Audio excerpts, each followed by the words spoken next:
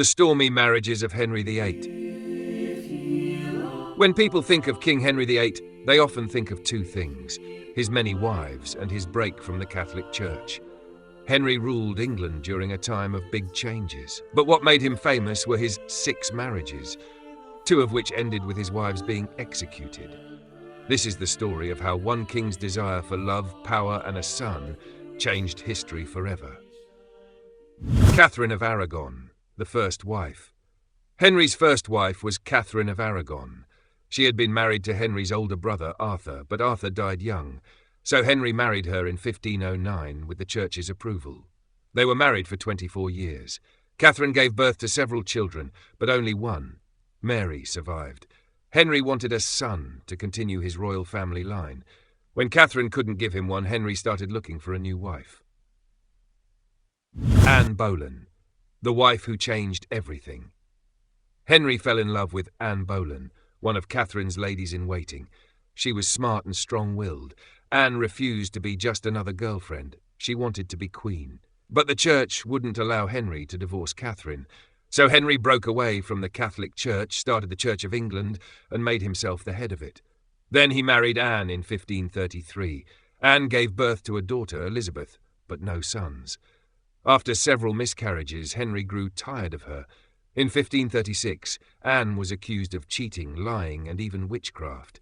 She was found guilty and executed. Jane Seymour, the gentle queen. The day after Anne died, Henry got engaged to Jane Seymour. She was quiet, kind, and focused on giving Henry a son. In 1537, Jane gave birth to Edward, Henry's only male heir. Sadly, Jane died just 12 days later. Henry mourned her deeply and asked to be buried next to her after his death. Anne of Cleves, the shortest marriage. A few years later, Henry married Anne of Cleves, a German princess. He had chosen her after seeing a beautiful portrait, but when he met her in person, he didn't like her. They married in 1540, but it didn't last. The marriage was never completed, and it was annulled after 6 months. Still, Anne stayed on good terms with Henry and was called his beloved sister. Catherine Howard, the young bride. Right after the annulment, Henry married Catherine Howard, a teenage cousin of Anne Boleyn. She was fun and full of life, and Henry, now old and overweight, was charmed by her youth. But Catherine had secrets. She had been involved with other men before and possibly during her marriage. When the truth came out, Henry felt betrayed. In 1542, Catherine was executed, just like her cousin Anne.